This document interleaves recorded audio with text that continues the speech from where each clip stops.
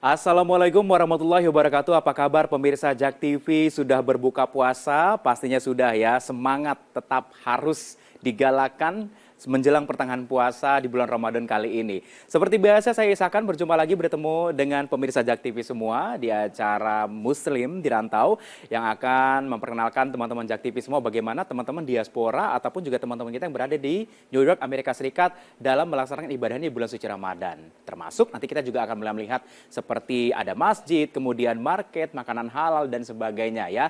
Nah, pemirsa, kali ini kita akan menyaksikan tayangan wawancara Naratama berbincang dengan Ketua Yayasan Nusantara Foundation bersama dengan Ustadz Samsi Ali yang dipercaya oleh pemerintah di kota New York, Amerika Serikat untuk menjadi konsultan kerohanian nih di sebuah masjid di rumah sakit Bellevue di New York, Amerika Serikat. Nah, jadi di dalam wawancara ini Ustadz Samsi Ali ini akan berbicara tentang bagaimana Islam tumbuh dan semakin dikenal oleh warga di New York, Amerika Serikat. Kira-kira seperti apa tayangannya? Ini dia untuk Anda.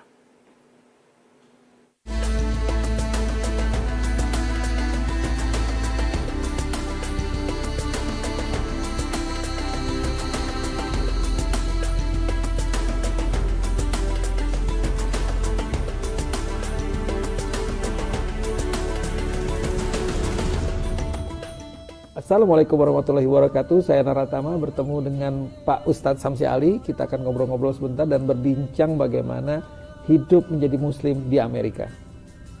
Assalamualaikum Pak Samsi. Waalaikumsalam warahmatullahi wabarakatuh. Mudah-mudahan sehat selalu ya Pak. Sehat, alhamdulillah.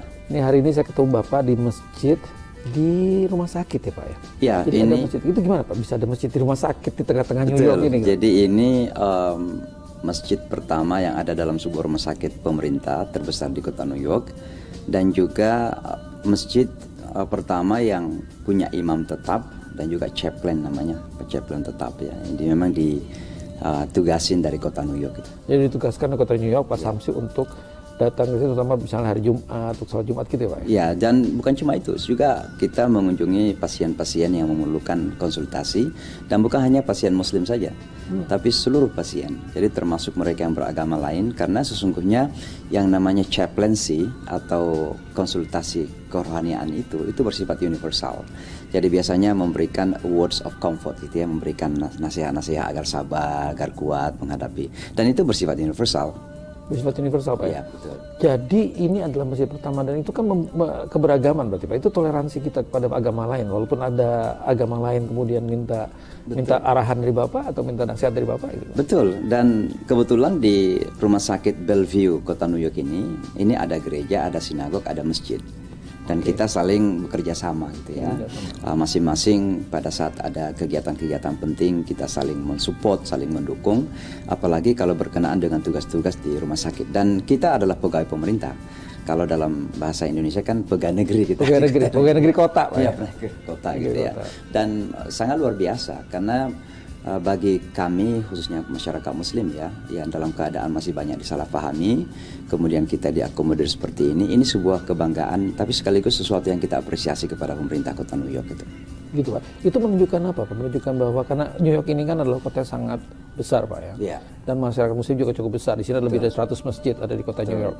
Tapi bagaimana Pak menghadapi rasa perbedaan dengan agama-agama lain di kota ini Pak? Iya, ini adalah salah satu hal, kalau saya mengistilahkan a blessing ya, sebuah keberkahan bagi kita masyarakat Muslim, bahwa di satu sisi memang kita minoritas, tapi pada saat yang sama kita mendapatkan dukungan penuh. Dengan wali kota yang baru ini, Eric Adams, misalnya kita sekarang ini diberikan dukungan konsumsi. Misalnya besok hari Jumat ini, Jamaica Muslim Center itu mendapat 500 box makanan halal. Oh, langsung dari pemerintah kota. Jadi mereka membuat catering, dikirimkan kepada Jamaica Muslim Center untuk dibagikan kepada masyarakat Muslim yang membutuhkan. Dan bukan cuma itu, tapi sekarang ini juga masjid ya, bisa sebenarnya mengeluarkan suara azan. Dan itu dilindungi oleh undang-undang. Pada saat yang sama, hari Senin kemarin, kami diundang oleh Gubernur New York, dan ini pertama kali dalam sejarah New York State ya, bukan New York City, tapi negara bagian New York, mengadakan buka puasa bersama dalam setting interfaith. Dan di dalam acara interfaith itu, sebelum berbuka, kita diundang oleh gedung DPRD untuk disahkan sebagai Hari Perdamaian Islam. Jadi buka bersama ini merupakan satu indikasi bahwa Islam itu agama damai, Islam itu bisa bekerja sama, dan itu ditetapkan dalam sebuah resolusi di DPRD New York. Jadi saya merasa sangat bangga sekali dan berbahagia tentunya bahwa kita mendapatkan perlindungan luar biasa. Itu menunjukkan bahwa Amerika ini punya toleransi. Kota New York ini menghargai keragaman.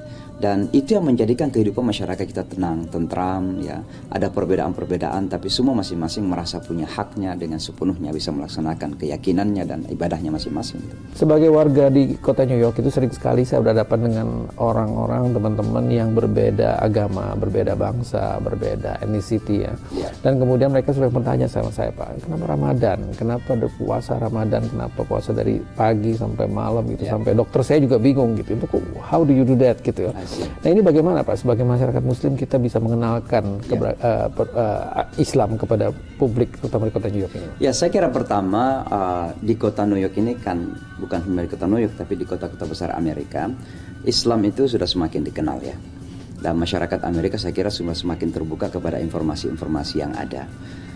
Tapi masih saja ada yang belum paham. Nah inilah mereka yang kita berusaha untuk memberikan pemahaman.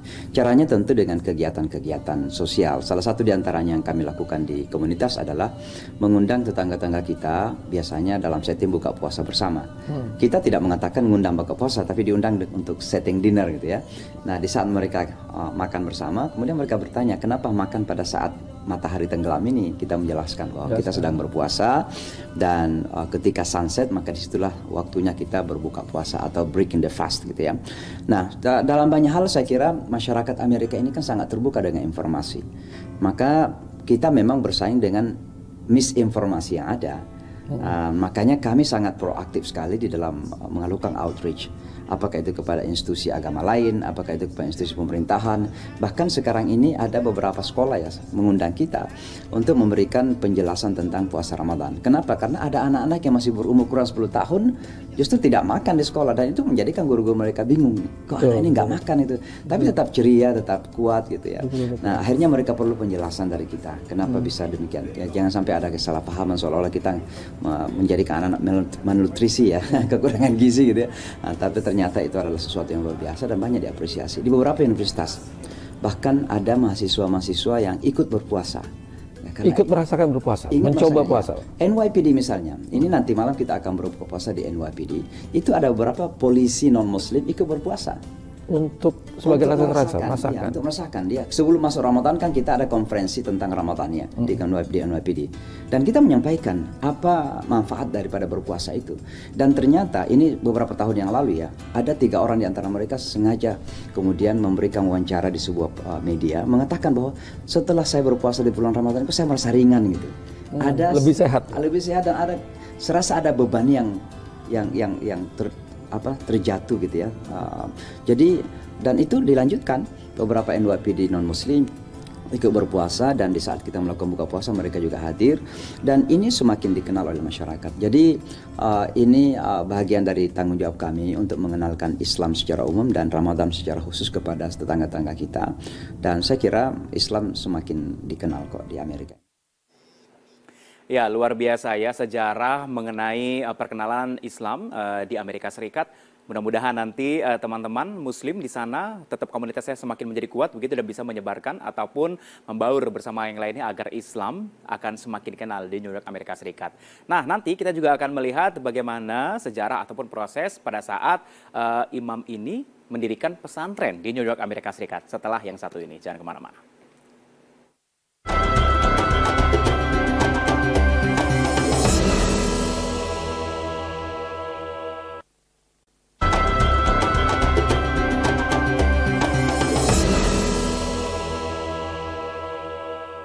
Kalau tadi kita sudah mendengar sedikit cerita mengenai masalah teman-teman ataupun memperkenalkan Islam di kota New York, Amerika Serikat. Nah, saat ini kita akan melihat bagaimana sejarah mendirikan pesantren pertama di New York, Amerika Serikat. Kira-kira seperti apa? Ini dia liputannya untuk Anda.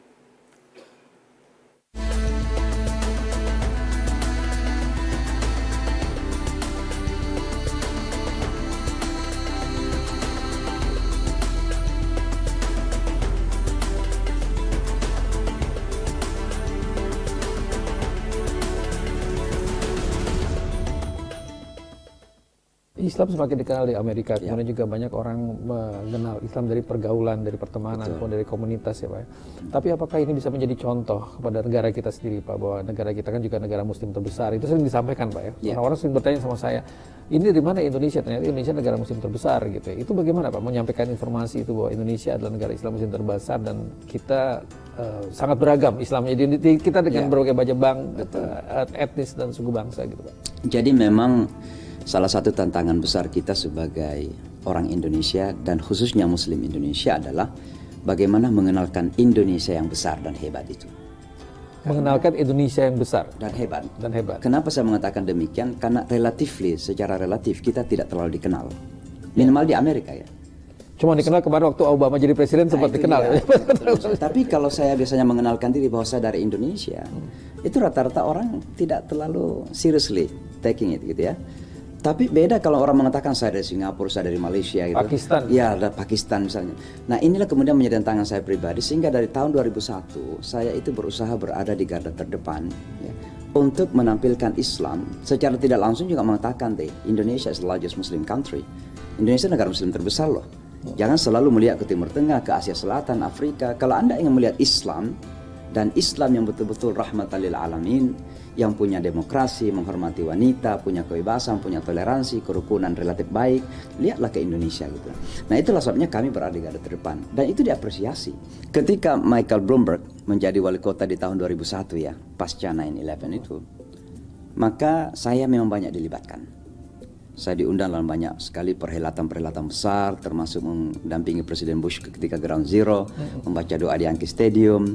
Bahkan saya itu mewakili komunitas Muslim dalam konferensi pers pertama setelah terjadi 9/11. Bayangkan saya baru 4 tahun. Bahasa Inggris saya ketika itu belepotan betul. Masih belum lancar benar Pak ya, tapi sudah. Saya dipaksa untuk tampil di situ. Belakangan baru saya tahu kenapa saya bukan orang Arab. Nah, ternyata memang orang Amerika ini ingin sesuatu alternatif, ingin alternatif gitu. Ingin melihat Islam dari dunia yang lain. Ya, wajah Islam alternatif itu. Oh, dan mereka ingin bukan lagi dari Pakistan, bukan lagi dari Timur Tengah, Afrika, ada dari mana gitu. Nah, ternyata ada Indonesia ini. Wajah Islam alternatif itu maksudnya gimana? Maksudnya yang tidak harus berubah atau gimana Pak? Jadi begini, sejak terjadi 9/11 itu kan sebenarnya masyarakat Amerika dan Eropa secara Barat secara umum ya, itu sudah merasa tidak ada harapan untuk melihat bahwa Islam itu adalah agama yang damai kalau dikaitkan dengan Timur Tengah. Karena ada sekian banyak yang tertuduh itu kan orang Timur Tengah.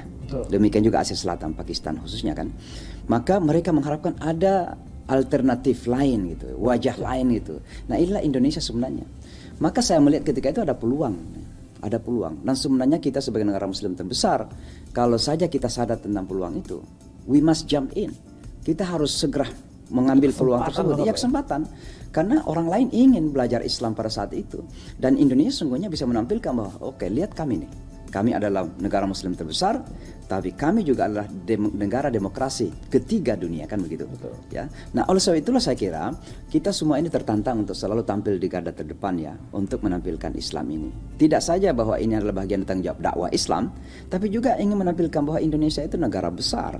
Dan salah satu kebesaran Indonesia itu adalah bisa menampilkan Islam yang tidak seperti dipersepsikan selama ini. Islam itu keras, Islam itu perang, Islam itu diskriminasi pada wanita, Islam itu macam-macam. Nah, ini kita harus balik dengan realita bahwa Indonesia realitanya demikian. Kita itu demokrasi, kita itu wanitanya free, ya, educated, punya apa? Setara ya. Ya, setara, emansipasi wanita dihargain.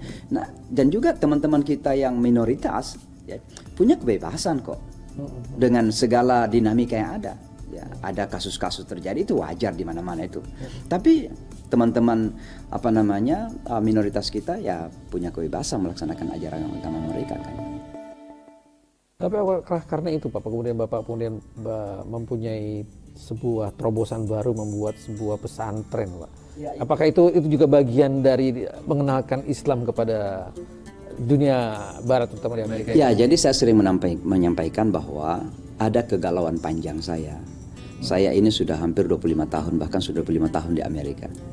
Dan kegalauan panjang saya itu adalah itu tadi, kenapa kok kita nggak terlalu dikenal gitu ya.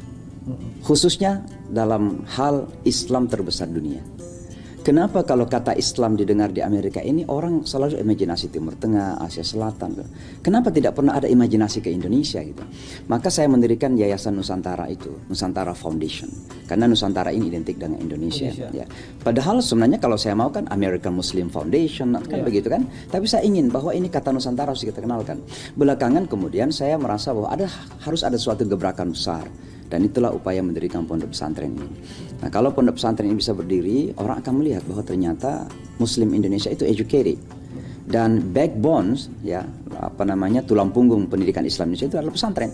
Dan oleh karenanya kami berusaha mendirikan pondok pesantren ini. Tanahnya sekarang ini 10,5 hektar, cukup luas.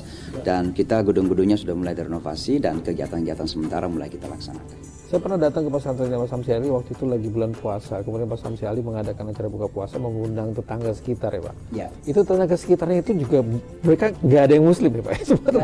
Semua rata ada Yahudi, ada dari Kristen. Itu pertama kali mereka kenal kata-kata pesantren gimana Pak?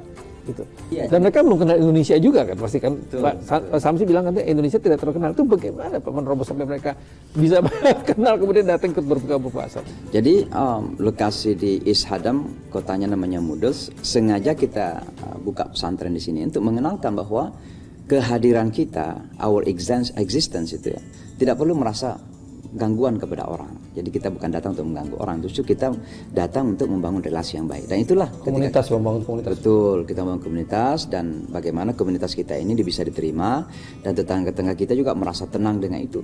Makanya kita mengadakan program-program embracing tangga kita ya, merangkul tangga kita, mengundang mereka buka puasa, mengundang mereka di saat ada kegiatan 17 Agustusan. Mereka ikut main bola kok. Mereka ikut main volleyball bersama kita dan mereka sangat senang sekali. Apalagi kita sudah membersihkan daerah tersebut, lokasi tersebut dan Ya, kita selalu berharap ya, semoga dengan adanya pesantren yang ada di New York, Amerika Serikat ini, teman-teman yang Muslim di sana ataupun diaspora yang di sana bisa saling mengenal lagi, belajar lagi mengenai Islam yang lebih dalam, dan juga pastinya saling berbagi informasi mengenai hal segala macam yang ada di sana. Nah, lalu bagaimana sih kalau kita mau membina hubungan baik antar sesama di Amerika Serikat pastinya? Jangan kemana-mana, usai yang satu ini.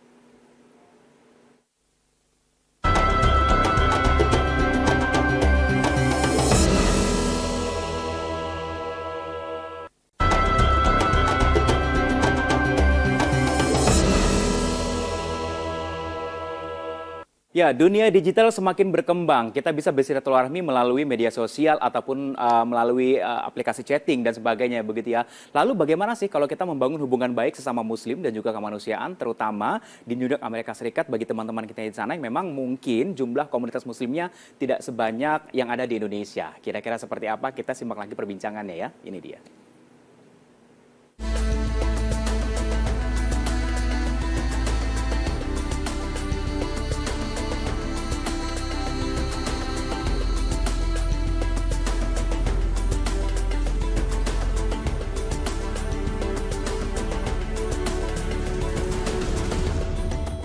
Nah ini menarik sekali Pak, jadi saya juga pernah datang ke tempat Pak Samsi, kemudian banyak sekali diaspora Indonesia Pak, anak-anak Indonesia yang besar di sini kemudian belajar di sana.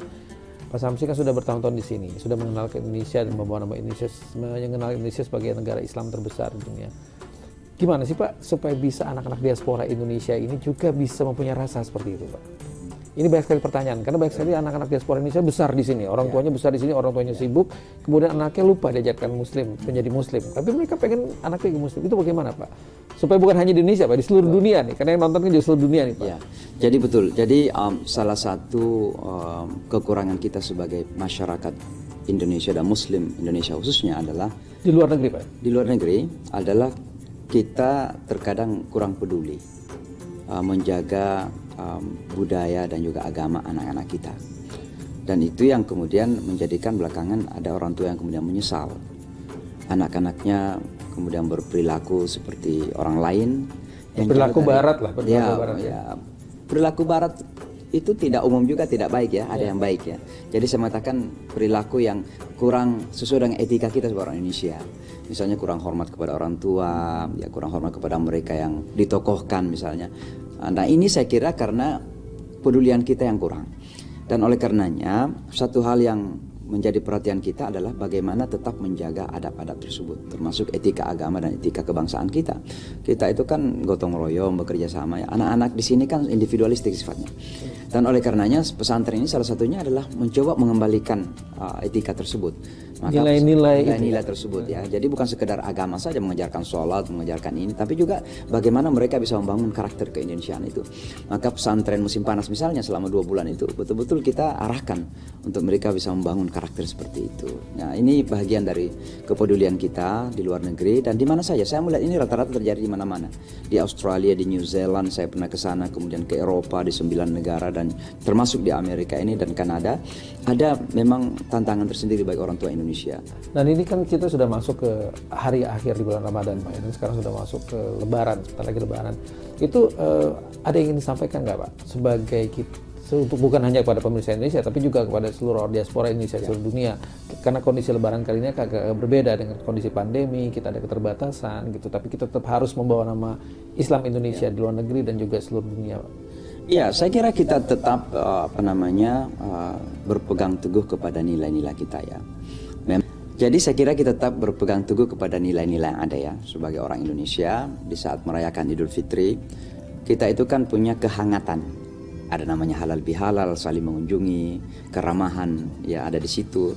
Jadi bukan sekedar melakukan ritual salat Idul Fitri, tapi bagaimana tetap silaturahmi itu kita lakukan. Tentu dengan kesadaran bahwa kita sekarang berada dalam situasi yang berbeda karena ini pandemi dan ini pandemi betul-betul belum hilangkan.